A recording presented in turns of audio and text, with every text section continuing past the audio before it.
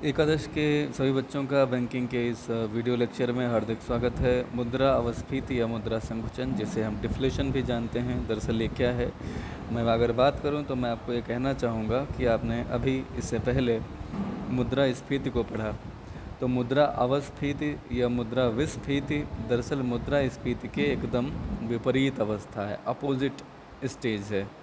मुद्रास्फीति की स्थिति में मौद्रिक आय की अपेक्षा वस्तुओं तथा सेवाओं की मात्रा अधिक हो जाती है, जिससे कीमतें गिरने लगती हैं। इसको हम मंदी के नाम से भी जानते हैं। दरअसल मंदी ये नहीं है, मंदी इसका प्रभाव है। मैं पहले भी बता चुका हूँ, जिस तरह से मुद्रास्फीति महंगाई नहीं है, उसी तरह से मुद्रा अवस्फीति या मुद्रा संकुचन भी मंदी नहीं है। इसकी वजह से मंदी प्रभाव के रूप में, प्रतिफल के रूप में, परिणाम के रूप में मिलती है। कीमतों में कमी से निवेश, उत्पादन और मजदूरी में कमी तथा बेरोजगारी में वृद्धि होने लगती है जब कीमतें घटती हैं। तो इससे कीमतों में प्रत्येक कमी को मुद्रा अवस्फीति की अवस्था माना नहीं जा सकता। इस चीज़ को समझ लीजिएगा ज़रा। कीमतों में कमियां कई कारणों से भी होती हैं। प्रत्येक कमी कीमतों में मुद्रा अवस्फीति की वजह से नहीं होती है।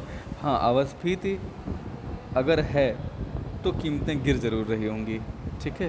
अवस्फीति कीमतों के गिरने की वह अवस्था होती है जहाँ वस्तुओं की समर्थ मांग के उनकी पूर्ति से कम होने के कारण, यानी मांग पूर्ति से कम हो जाती है, जिससे उत्पादन में कमी होती है और धीरे धीरे बेरोजगारी फैलती चली जाती है। क्राउथर के शब्दों में मुद्रा अवस्फीति वह अवस्था है जिससे मुद्रा का मूल्य बढ़ता है तथा कीमतें गिरती हैं। क्राउथर की इस परिभाषा को दोषपूर्ण माना गया। उन्होंने कीमतों में प्रत्येक कमी को मुद्रास्फीति मान लिया है, जबकि ऐसा नहीं है। कीमतों में प्रत्येक कमी को मुद्रा संकुचन नहीं कहा जा सकता। मुद्रास्फीति के बाद कीमतों में होने वाली कमी को मुद्रा अपस्फीति कहा जा सकता है। ठीक है। मुद्रास्फीति के बाद कीमतों में होने वाली कमी मुद्रा अपस्फीति कहलाएगी। पहले मुद्रास्फीति थी, उसके बाद में कीमतों में कमी होती चली गई, तो उसे मुद्रा अपस्फीति कहा जाएगा। तो क्राउथर की परिभाषा तो आपने जानी, लेकिन वो उसे दोषपूर्ण भी माना गया। आपसे ये पूछा जा सकता है कि क्राउथर की मुद्रास्फीति की परिभाषा में क्या दोष है, तो आपको यहाँ से पता चलेगा। ठीक है। इसके बाद में हम आगे बढ़ते हैं। पीगू के अनुसार मुद्रास्फीति कीमतों के गिरने की वह स्थिति है जहाँ सेवाओं का उत्पादन मौद्रिक आय की अपेक्षा तेज़ी से बढ़ता है। यानी कि सेवाओं का और वस्तुओं का उत्पादन अगर तेज़ी से बढ़ेगा तो मात्रा जो होगी ना वस्तुओं और सेवाओं की, वह ज़्यादा होगी, और अगर ये ज़्यादा है तो जाहिर सी बात है मूल्य घट जाने। तो ये दो परिभाषाएं आप अच्छे से याद करें। मुद्रास्फीति के लक्षण क्या हैं? मुद्रा की पूर्ति कम होगी, कीमतों में निरंतर कमी हो रही होगी, वास्तविक आय में वृद्धि होगी। लोगों की आय भले बढ़ती नज़र ना आए, लेकिन चूँकि महंगाई का स्तर घट रहा होगा, मंदी आ रही होगी, तो लोग अब उतने ही रुपए में ज़्यादा क्रय शक्ति से जो है भरे हुए होंगे, तो उनकी रियल इनकम बढ़ चुकी होगी। उत्पादन में कमी हो रही होगी, बेरोज़गारी की स्थिति हो रही होगी या बेरोज़गारी बढ़ रही होगी, चारों तरफ उद्योग धंधों में शिथिलता होगी, बेरोज़गारी होगी, तो हताशा का माहौल होता है अर्थव्यवस्था में। मुद्रा अवस्फीति की दशाएँ कौन कौन सी होती हैं? कब हम कह सकते हैं कि मुद्रा अवस्फीति हो सकती है? पहली दशा है कि मुद्रा की मात्रा तो स्थिर रहे, लेकिन उत्पादन की मात्रा बढ़ जाए। मुद्रा की मात्रा स्थिर रहे और उत्पादन की मात्रा बढ़ जाए, यानी कि जो वस्तुएं हैं उनकी मात्रा बढ़ जाए और मुद्रा की मात्रा एज इट इज़ रहे। मुद्रा की मात्रा घट जाए लेकिन उत्पादन की मात्रा स्थिर रहे, यानी कुल मिलाकर के मुद्रा की मात्रा जो है वो उत्पादन की मात्रा से कम होनी चाहिए। ठीक। दूसरी बात,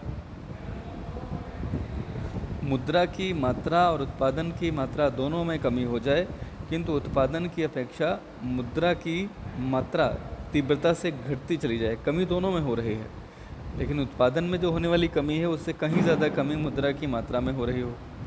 उत्पादन की मात्रा तथा मुद्रा की मात्रा दोनों में वृद्धि हो रही हो, लेकिन मुद्रा का परिमाण जो है वो उतना तेज़ी से ना बढ़ रहा हो जितना तेज़ी से उत्पादन की मात्रा बढ़ रही हो। तो भी उत्पादन की मात्रा में वृद्धि हो लेकिन मुद्रा की मात्रा में कमी हो जाए, तो यहाँ तो भयंकर मंदी आ सकती है।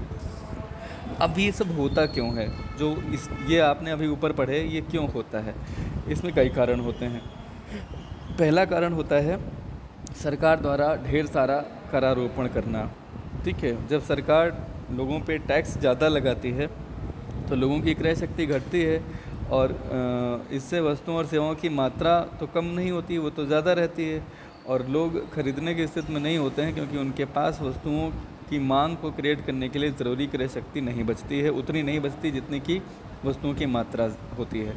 तो मात्रा ज़्यादा हो जाती है, मांग कम हो जाती है। अच्छा, रही बात इसकी कि सार्वजनिक ऋण में वृद्धि, सरकार जो है जनता से अधिक मात्रा में ऋण ले लेती है, तो जनता के हाथ का पैसा सरकार के पास चला जाता है और लोगों के पास क्रय शक्ति घटती है, मांग घटती है और महंगाई घटती चली जाती है, यानी कि मंदी बढ़ती चली जाती है, मूल्य घटते चले जाते हैं।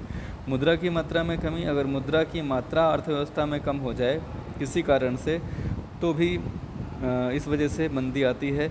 बहुत ज़्यादा उत्पादन बढ़ जाए तो भी, सरकारी व्यय में अगर कमी हो जाए, कभी कभी सरकारें जो होती हैं वो व्ययों में कमी करती हैं, जिससे देश में मुद्रा विस्फीत की स्थिति उत्पन्न हो जाती है। बैंक दर में वृद्धि, अगर केंद्रीय बैंक द्वारा बैंक दर बढ़ाए जाने पर व्यापारिक बैंक भी अपनी ब्याज दर बढ़ा देते हैं, इससे साख की मांग कम हो जाती है और साख संकुचन के कारण कीमतें घटने लगती हैं। साख नियंत्रण के अन्य उपाय, तो आप देख रहे हैं यहाँ पे मुद्रा की मात्रा घटेगी, ठीक है। साख नियंत्रण के अन्य उपाय अगर सरकार अपनाएगी तो साख की मात्रा घट जाएगी। साख भी तो एक मुद्रा होती है, साख मुद्रा हम बोलते ही हैं। तो कुल मिला के मुद्रा की मात्रा घटने के ये उपाय हैं। पॉइंट नंबर 7, इसमें क्या होगा, सरकार खुले बाज़ार में जो उसकी प्रतिभूतियाँ उन्हें बेचेगी, तो जब उन्हें बेचेगी तब क्या होगा, लोग खरीदेंगे। खरीदने पे प्रतिभूतियाँ लोगों के पास जाएंगी और पैसा सरकार के पास आएगा।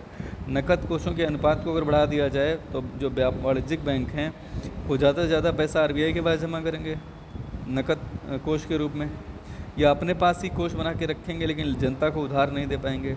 साख की राशनिंग का मतलब होता है कि ये देखें कि किसको साख देनी है, किसको नहीं देनी। जैसे किसानों को देनी है, व्यापारियों को नहीं देनी, व्यापारियों को देनी है, प्रोफेशनल्स को नहीं देनी है, स्टूडेंट्स को एजुकेशन लोन देना है और किसको नहीं देना। ये सारी चीज़ें साख की रेशनिंग कहलाती है। सीधी कार्रवाई द्वारा भी साख की मात्रा को सरकार कम कर सकती है। कुल मिलाकर के साख की मात्रा कम होने से क्या होता है, कीमतें इसलिए घटने लगती हैं क्योंकि लोग मांग क्रिएट नहीं कर पाते उस अनुपात में जितने की वस्तुओं और सेवाओं की उपलब्धता या सप्लाई होती है। इसके प्रभाव क्या पड़ते हैं? पहला प्रभाव हम जानने की कोशिश करते हैं उत्पादक और व्यापारी वर्ग पर। देखिए, बहुत प्रतिकूल प्रभाव पड़ता है। लोगों की मौद्रिक आय कम होने के कारण वस्तुओं की मांग घट जाती है, इससे वस्तुओं की बिक्री घट जाती है, जिस कारण उत्पादकों और व्यापारियों के पास वस्तुओं के भंडार जमा होने से उनकी पूंजी फंस जाती है। इसके अलावा ब्याज, लगान, मजदूरी आदि के स्थिर रहने के कारण उत्पादन लागतें तो कुछ समय के लिए यथावत रहती हैं, लेकिन कीमतें तेज़ी से जैसे जैसे गिरती चली जाती हैं, उत्पादकों को हानि होती है। पहले से खरीदे गए कच्चे माल की कीमतें भी गिर जाती हैं। व्यापार तथा उद्योग में मंदी आ जाने के कारण लाभ मार्जिन बहुत कम हो जाता है, या तो कभी कभी रहता ही नहीं है। किसानों पर प्रभाव की अगर बात करें तो इन्हें अत्यधिक हानि होती है। कृषि पदार्थों की कीमतें अपेक्षाकृत तेज़ी से गिरती हैं। लगान के रूप में उन्हें पूर्ण निर्धारित राशि देनी पड़ती ही है, जबकि मुद्रा की क्रय शक्ति बढ़ जाने से लगान का वास्तविक भार भी उनके ऊपर बढ़ जाता है। इस काल में छोटे किसानों पर सर्वाधिक प्रतिकूल प्रभाव पड़ता है। जो निवेशक वर्ग है, जिन्होंने पैसा लगाया होता है, इन्वेस्ट किया होता है, मुद्रा संकुचन के दिनों में निश्चित आय वाले निवेशकों को लाभ होता है, क्योंकि कीमतें घट जाने पर उनकी वास्तविक आय बढ़ जाती है। परिवर्तनशील आय वाले निवेशकों को थोड़ी सी हानि होती है। ये निश्चित आय वाले और परिवर्तनशील निवेशक, इसको हम पिछले टॉपिक्स में ऑलरेडी डिस्कस कर चुके हैं। अगर आपने इसे नहीं पढ़ा है, नहीं सुना है, तो पुराने वीडियोज़ एक बार फिर से देखिए प्लीज़। श्रमिक वर्ग की बात करें, देखिए श्रमिक वर्ग जो होता है, इनको लाभ और हानि दोनों तरह की होती है। कुल मिलाकर कष्ट इनको बहुत ज़्यादा होता है। कीमतों में गिरावट से मुद्रा की क्रय शक्ति बढ़ जाता है, तो श्रमिकों और सरकारी निजी कर्मचारियों की वास्तविक मजदूरी तो बढ़ जाती है। यद्यपि मजदूरियाँ भी घटाई जाती हैं, लेकिन कीमतों की तुलना में इनकी मजदूरी ज़्यादा ही रहती है। तो इस तरह से तो इन लोगों को लाभ होता है। जिनका रोज़गार बना रहता है उनको लाभ होता है, लेकिन मंदी काल अगर पर्याप्त समय तक बना रहे तो क्या होता है, उद्योग धंधे व्यापार ठप होते हैं और अधिकांश मजदूर बेरोजगार हो जाते हैं और बहुत बार भुखमरी तक की नौबत आने से औद्योगिक अशांति फैलती है। उपभोक्ता वर्ग जो होते हैं, जिनकी आय स्थिर है, उन्हें तो बेसिकली क्या होता है कि मुद्रा संकुचन से लाभ होता है, क्योंकि मुद्रा संकुचन में क्रय शक्ति उनकी बढ़ती है, वास्तविक आय बढ़ जाती है। ठीक है। हाँ, अगर उपभोक्ताओं के मंदी काल में रोजगार के साधन ना रहें तो फिर बहुत ज़्यादा कष्ट हो सकता है। ऋणी और ऋणदाता वर्ग की अगर हम बात करें तो मुद्रा संकुचन के दिनों में ऋणी वर्ग को हानि होती है, क्योंकि मुद्रा की क्रय शक्ति बढ़ जाने के कारण उन्हें मूलधन और ब्याज चुकाने में पहले की अपेक्षा अधिक क्रय शक्ति का परित्याग करना पड़ता है। ऋणदाताओं को लाभ रहता है क्योंकि उन्हें जो धनराशि ब्याज और मूलधन के रूप में प्राप्त होती है उसकी क्रय शक्ति पहले से कहीं अधिक हो जाती है। हाँ, ऋणदाताओं को हानि यह होती है कि मंदी के दिनों में ऋण या पूंजी की मांग कम हो जाती है।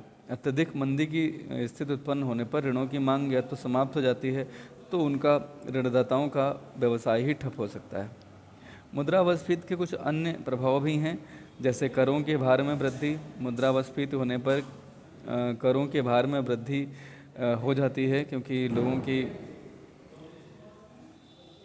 मंदी के दिनों में करदाताओं को हानि होती है, क्योंकि कर की मात्रा वसूल तो उतना ही किया जाता है, लेकिन उसका मूल्य चूँकि वास्तविक मूल्य ज़्यादा होता है, तो इनको थोड़ा सा नुकसान होता है। सरकारी ऋणों के भार में वृद्धि। मुद्रा संकुचन के कारण मुद्रा का मूल्य बढ़ जाता है, जिससे सरकार पर ऋणों का वास्तविक भार बढ़ जाता है, क्योंकि सरकार को अब अधिक क्रय शक्ति का भुगतान करना पड़ेगा। इसके अतिरिक्त बेकारी और अन्य समस्याओं के समाधान के लिए सरकार को अधिक ऋण लेना पड़ता है। बेरोजगारी में वृद्धि। ओबियसली बहुत ज़्यादा मंदी की स्थिति में लाभ तो मिलता नहीं है, लाभ की संभावनाएं घटती चली जाती हैं जब, तो बेरोजगारी बढ़ती चली जाती है, क्योंकि उद्योग ठप हो जाते हैं। बैंक तथा बीमा कंपनियों पर बुरा प्रभाव इसलिए पड़ता है क्योंकि व्यवसाय इनका कम हो जाता है और लोगों की आय और बचत के घटने के कारण इनकी जमा राशि भी घटती है और सामान्य जीवन निर्वाह है, तो बैंकों से अपनी जमा रकम निकालने लग जाते हैं लोग। ऐसी स्थिति में बैंकों के बंद होने की भी स्थिति बनती है। विदेशी व्यापार पर प्रभाव। मंदी के दिनों में वस्तुओं की कीमतों में कमी के कारण निर्यात बढ़ जाते हैं, आयात घट जाते हैं, जिससे देश का भुगतान संतुलन असंतुलन में जो है भुगतान संतुलन अनुकूल हो जाता है। ये तो अच्छा है, आयात का घटना और निर्यात का बढ़ना, लेकिन मंदी के बुरे प्रभाव अन्य राष्ट्रों में फैल जाने पर विदेशी व्यापार भी लगभग धीरे धीरे समाप्त होने लगते हैं। एक और बात है सामाजिक तथा नैतिक पतन। यस, छटनी के कारण जब मजदूर मिल मालिकों के झगड़े प्रारंभ होते हैं, लोग निकलते हैं, राजनीतिक जीवन सामाजिक जीवन अस्त व्यस्त होता है, तो बेरोजगार श्रमिकों को अपने परिवार के पालन पोषण के लिए कभी कभी कुछ ऐसे कार्य करने पड़ते हैं जो समाज को नष्ट भ्रष्ट करने की स्थिति में होते हैं। इस प्रकार बेरोजगार व्यक्ति समाज का महान शत्रु बन जाता है। मुद्रास्फीति को रोकने के क्या क्या उपाय हैं, इसे हम कल डिस्कस करेंगे। आज के लिए इतना ही। Thank you.